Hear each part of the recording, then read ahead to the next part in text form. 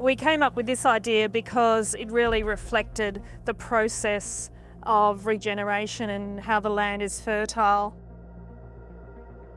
My dad then telling me about the fires and how we would manage fires throughout the bushlands for new growth and everything after the rains had come through, and reflects that story and that process of life as well.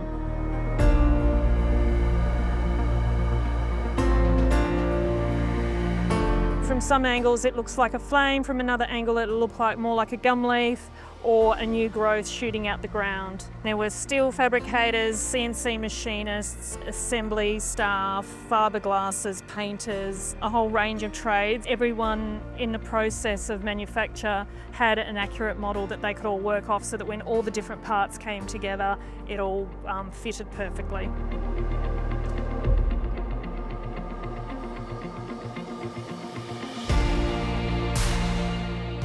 The sculpture has a concrete base, and then we have the artwork by Marcia that is sandblasted into the surface.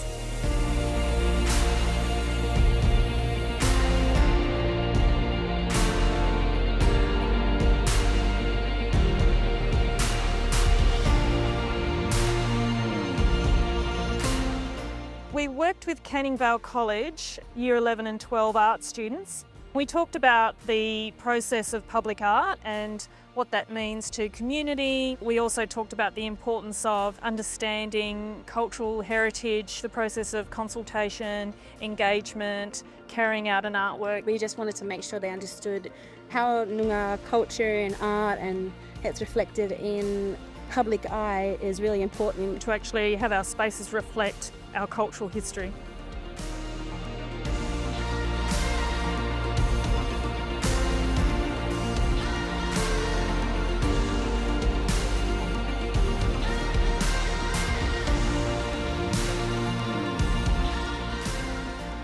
I hope that they can take away the cultural significance and also understanding that it's connecting us to the present and to the future through things like this that can look abstract and new and modern, but still tell a historically significant story. And that is what makes Canning Vale really special as well.